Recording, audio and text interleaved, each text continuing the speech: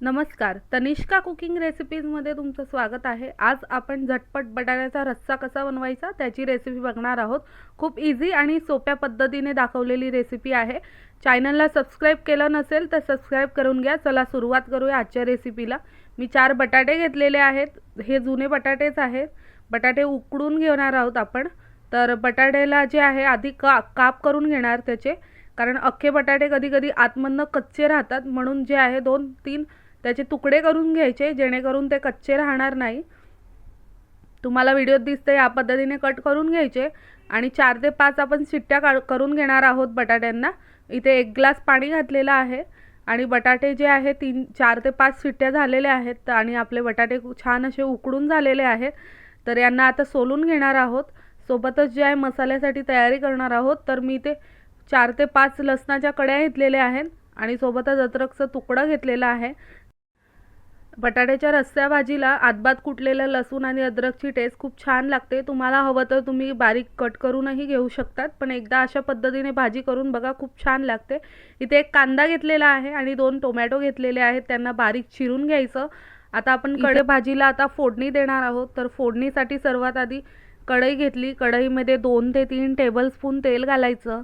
तेल छान तापलं की अर्धा टीस्पून हिंग घालायचा। हिंगने या भाजीला चव छान येते। तुम्हाला हवं तर यावेळेस तुम्ही कसुरी मेथीही घालू शकतात। आता अर्धा टीस्पून हिंग झालेला आहे घालून। सोबतच 1 टीस्पून मोहरी, 1 टीस्पून जिरं घातलेलं आहे आणि छान तडतडलं की यामध्ये आपण जी अद्रक लसूणची पेस्ट तयार केली होती ती घालायची।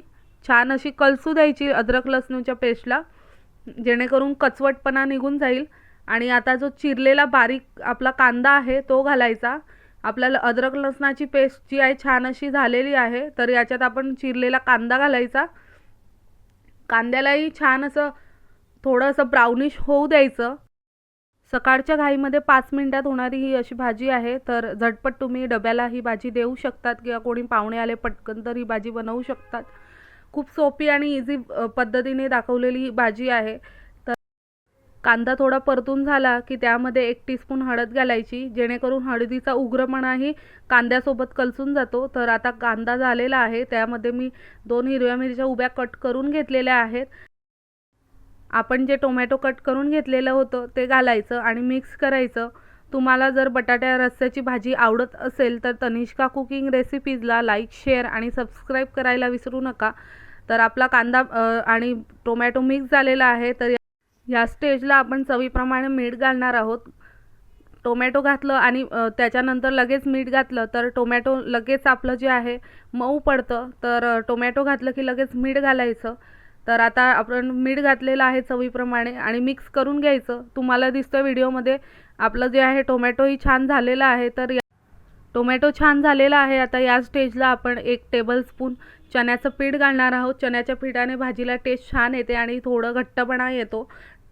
तर चण्याचं पीठही छान असं भाजून घ्यायचं, मिक्स करून घ्यायचं।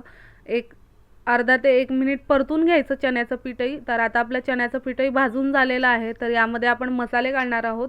तर इथे मी जवळजवळ 1 टेबलस्पून तिखट घातलेला आहे। तुम्ही तुमच्या पद्धतीने जे आहे तिखट ॲडजस्ट करू शकतात। फिकं खाणाऱ्याला यामध्ये कोणता गरम मसाला घालायचा असेल तर तुम्ही घालू शकतात, पण विदाऊट गरम मसाला ही भाजी खूप छान लागते।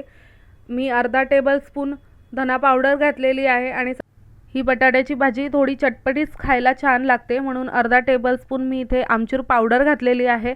आता हे सर्व मसाले छान मिक्स करून घ्यायचे आणि अर्धा मिनिट सर्व होऊ द्यायचं। तुम्हाला व्हिडिओत दिसतंय आपला मसाला एकदम छान असा झालेला आहे। तर जे बटाटे आपण सोलून जाड मोठे कट करून घेतलेले आहेत, तुम्ही हातानेही स्मॅश करू शकतात।